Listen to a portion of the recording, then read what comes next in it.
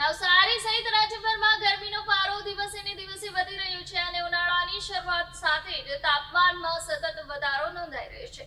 આ કઠોર ઉનાળામાં પશુ પક્ષીઓને પીવાનું પાણી સરળતાથી મળી રહે તે માટે શ્રી મા વૈષ્ણો દેવી સેવા પરિવાર નવસારી દ્વારા વિનામૂલ્યે પાણીના કુંડાઓનું વિતરણ કરવામાં આવ્યું છે। નવસારી શહેરના કબીલપુર વિસ્તારમાં એક સુંદર અને માનવતાવાદી પહેલ સર્જાઈ છે। સ્થાનિક સંસ્થાના સભ્યો દ્વારા શહેરના વિવિધ વિસ્તારોમાં વિનામૂલ્યે પાણીના કુંડાઓનું વિતરણ કરવામાં આવ્યું હતું।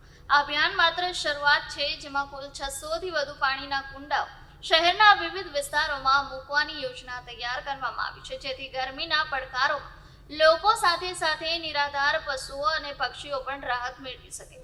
સંસ્થાના સભ્યોનું કહેવું છે કે ઉનાળાના શિખરે અનેક પક્ષીઓ અને નિરાધાર પશુઓ પાણીની તરસથી તડપી જાય છે। આ પરિસ્થિતિને ધ્યાનમાં રાખીને સંસ્થાએ લોકોને જાગૃતિ લાવવાનો પ્રયાસ કર્યો છે। શક્ય તેટલી મદદ પહોંચાડવા માટે આ પહેલ હાથ ધરવામાં આવી છે। આ અભિયાન માત્ર એક કામગીરી નહીં, પરંતુ સમાજમાં જીવદયા અને માનવતાનું પ્રતીક બની રહ્યું છે। સંસ્થાના સભ્યોએ નાગરિકોને પણ અપીલ કરી છે કે તેઓ પોતાના ઘરો, દુકાનો, ઓફિસો અને આસપાસના વિસ્તારોમાં પાણીના વાસણો, કુંડાઓ અથવા નાની પાણીના તળાવ મૂકી પાણી ભરતા રહે। તેમનું કહેવું છે કે નાની એવી પહેલ પણ અનેક જીવ માટે જીવનદાયી સાબિત થઈ શકે છે અને પ્રકૃતિ સાથે સહઅસ્તિત્વ માટે મહત્વપૂર્ણ છે। આ પહેલ માત્ર પાણી પૂરો કરવાના હેતુ સાથે નથી, પરંતુ સમાજમાં માનવતા, સહાનુભૂતિ અને જીવન પ્રતિ પ્રણયના ભાવ પ્રસારિત કરવા માટે પણ એક સકારાત્મક ઉદાહરણ પૂરું પાડી રહી છે।